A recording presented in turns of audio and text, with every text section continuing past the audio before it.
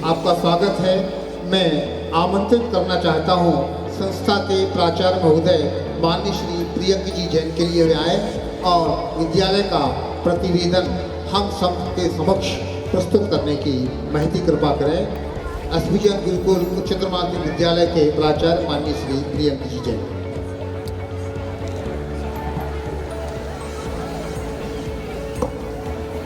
श्रीमत् परम गंभीरम स्याद्वाद मोहन लांछनम जिया त्रैलोक्यनाथस्य शासनम जिन शासनम।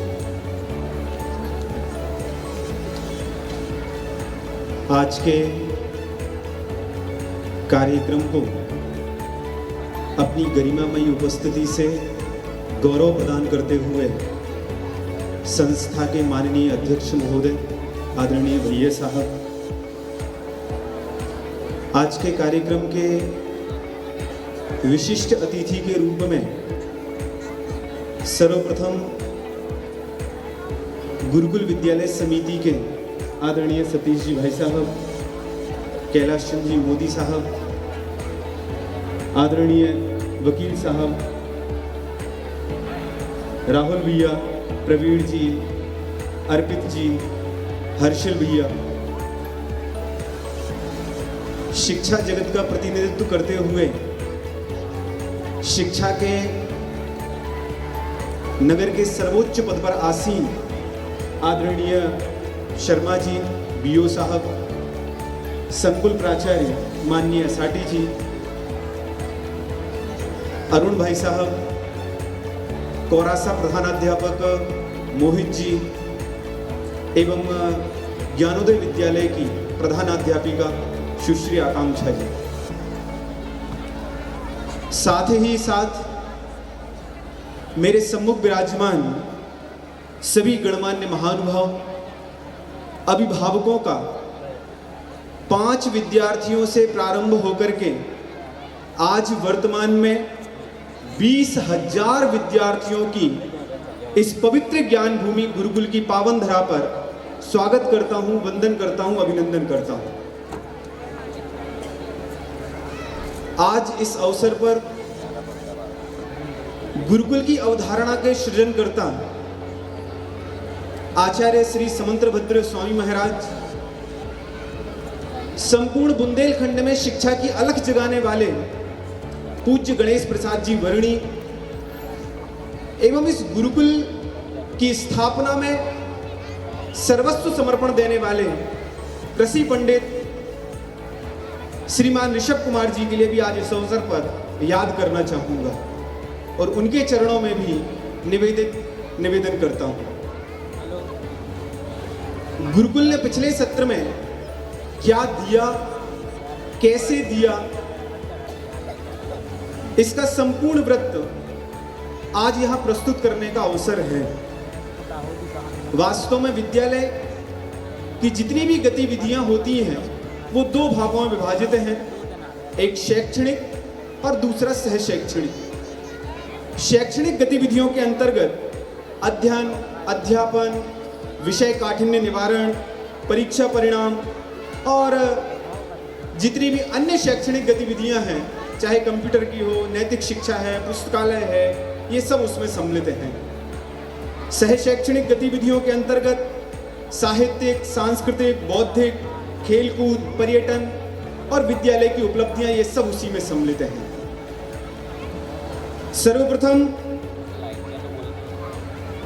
किसी भी विद्यालय के संबंध में परीक्षा होती है विद्यार्थियों से, तो मैं आपको बताना चाहूंगा कि माध्यमिक विभाग से लेकर के उच्चतर विभाग तक के सभी विद्यार्थियों के लिए किसी भी प्रकार से कोई परेशानी होती है, विषय संबंधी कोई परेशानी होती है, तो उसके लिए गुरुकुल विद्यालय में शिक्षकों का एक विशाल समुदाय उपस्थित है जो कि अपने विषय में पूर्ण रूप से पारंगत है और वे सक्षम है इस बात के लिए कि विद्यार्थी की किसी भी प्रकार की शंका का वो समाधान कर सकते हैं। कक्षा 8वीं, कक्षा 10वीं और कक्षा 12वीं, ये 3 कक्षाएं प्रत्येक विद्यालय के लिए प्रमुख होती हैं और इन तीनों कक्षाओं में जितने भी विद्यार्थी हैं उनकी बढ़ती हुई संख्या इस बात का द्योतक है कि गुरुकुल की शिक्षा प्रणाली से विद्यार्थी ही नहीं अपितु अभिभावक भी संतुष्ट हैं। विद्यालय में सॉफ्टवेयर के माध्यम से विद्यार्थियों की संपूर्ण जानकारी अभिभावकों को प्रदान की जाती है, चाहे वो उपस्थिति संबंधी हो, चाहे परीक्षा परिणाम संबंधी हो, चाहे आवेदन हो, चाहे शुल्क संबंधी हो, चाहे पाठ्य योजना संबंधी हो। संपूर्ण जानकारी अभिभावकों को सॉफ्टवेयर के माध्यम से दी जाती है। पिछले वर्ष में ये मुझे बताते हुए गौरव है कि लगभग 240 दिन विद्यालय में अध्ययन अध्यापन की गतिविधियां संचालित हुई और ये वास्तव में गुरुकुल की कार्य प्रणाली और इच्छा शक्ति को प्रदर्शित करता है कि गुरुकुल विद्यार्थियों के प्रति कितना सजग है। शैक्षणिक विषयों के संबंध में यदि बात की जाए तो कंप्यूटर, संगीत, खेल, सामान्य ज्ञान, ये सभी विषय विद्यार्थियों के लिए आवश्यक हैं। जैसा कि मैंने अभी पूर्व में कहा कि किसी भी विद्यार्थी के लिए कक्षा 8वीं, 10वीं और 12वीं ये 3 कक्षाएं प्रमुख होती हैं और इन 3 कक्षाओं के परीक्षा परिणाम पर मैं यहाँ उपस्थित जन समुदाय के साथ साथ मंच पर आसीन सभी अतिथियों का ध्यान आकर्षित करना चाहूंगा, क्योंकि किसी भी विद्यालय की उत्कृष्टता उस विद्यालय के विद्यार्थियों के परीक्षा परिणाम से है। और मुझे इस बात का गौरव है ये बताते हुए कि कक्षा 8वीं में पिछले सत्र में 118 विद्यार्थी सम्मिलित थे और 118 विद्यार्थियों में से 118 विद्यार्थी उत्तीर्ण हुए। और गौरव की बात तो यह है, जो विद्यालय के लिए नहीं अपितु संपूर्ण विकास खंड में गुरुकुल के लिए गौरव की बात थी कि संपूर्ण विकास खंड में यदि सर्वाधिक विद्यार्थी A+ ग्रेड में किसी विद्यालय को उत्तीर्ण हुए तो वो आपके गुरुकुल के विद्यार्थी थे।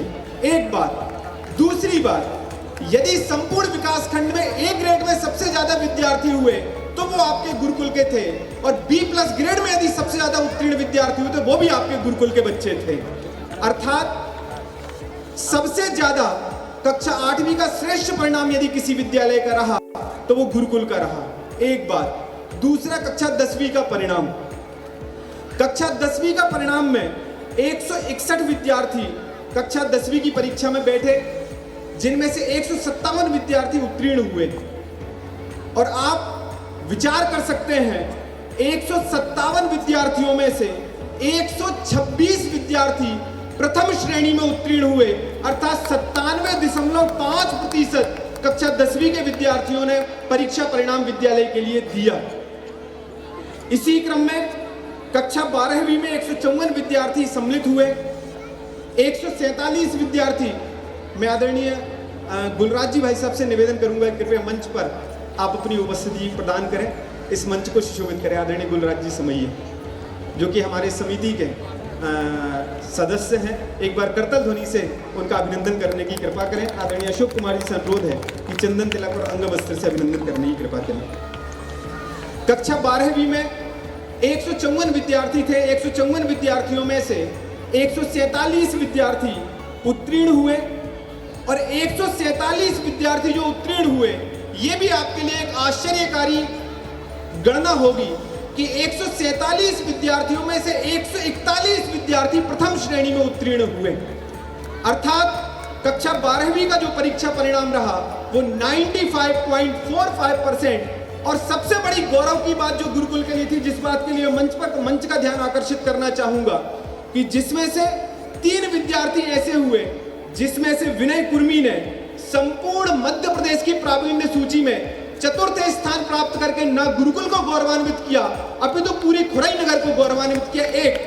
दूसरा, ये क्रम यहीं रुका नहीं, केवल 4थे स्थान पर विनय कुर्मी ने स्थान प्राप्त नहीं किया अपितु कक्षा 12वीं के ही कला संकाय से सजल जैन ने छात्रावास में रहते हुए पूरे मध्य प्रदेश की प्रावीण्य सूची में 9वां स्थान प्राप्त किया।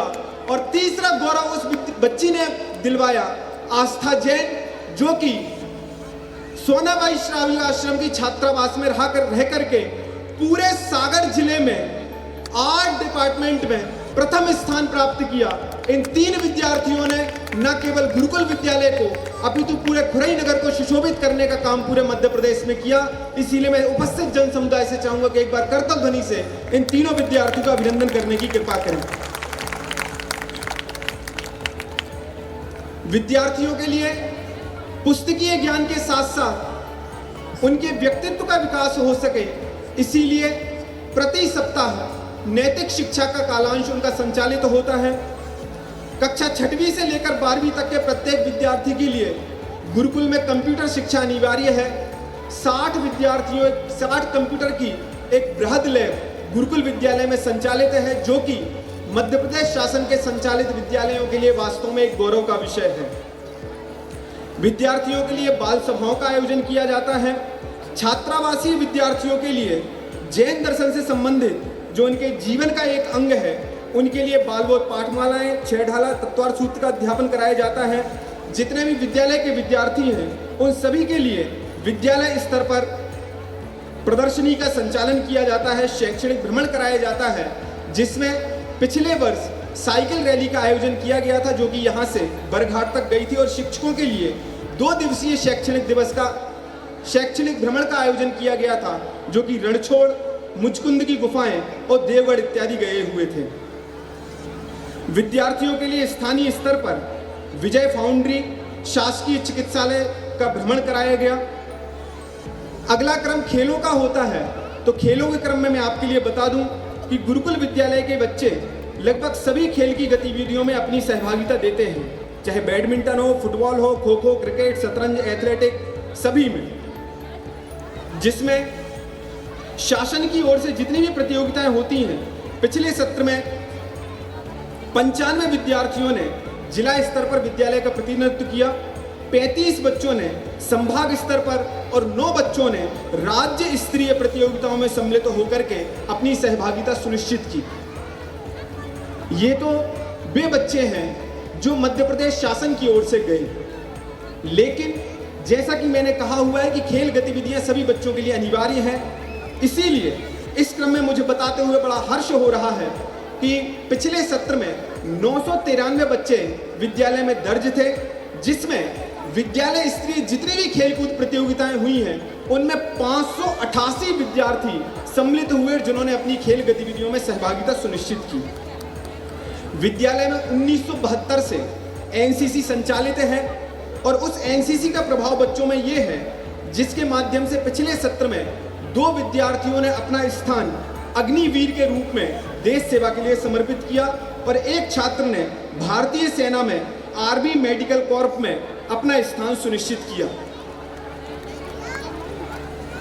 कोई भी जब विद्यार्थी उपलब्धि प्राप्त करते हैं, तो वो हम सभी के लिए वास्तव में गौरव का विषय होता है।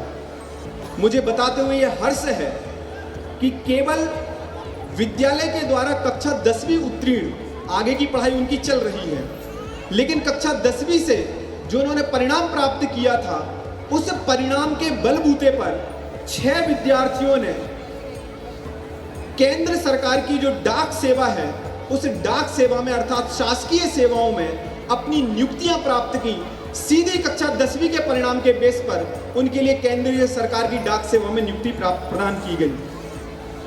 पिछले सत्र में सभी शिक्षकों के लिए शिक्षक प्रशिक्षण शिविर का आयोजन किया गया। लगभग 70 घंटे का ये प्रशिक्षण शिविर रहा।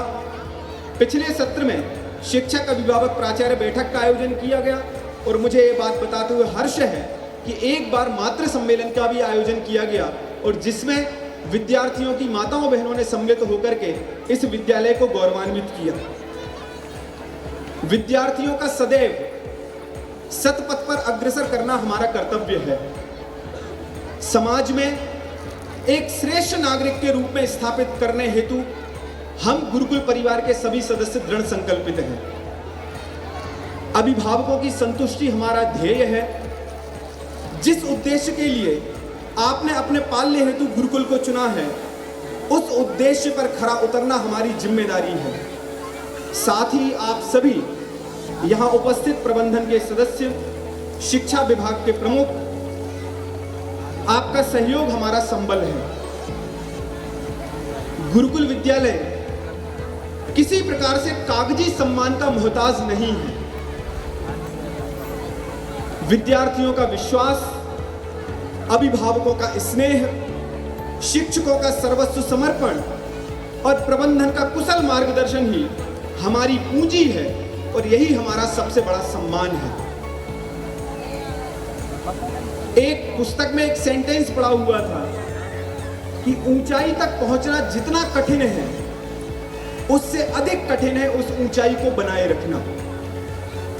और मुझे ये बताते हुए आज गौरव है कि गुरुकुल विगत 80 वर्षों से जिस ऊंचाई पर है, आप सभी के सहयोग से, प्रबंधन के मार्गनिर्देशन से आज भी उसी ऊंचाई को स्पर्श किए हुए है।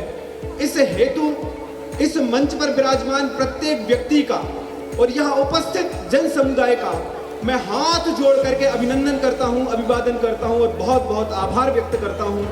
बहुत बहुत धन्यवाद, बहुत बहुत आभार।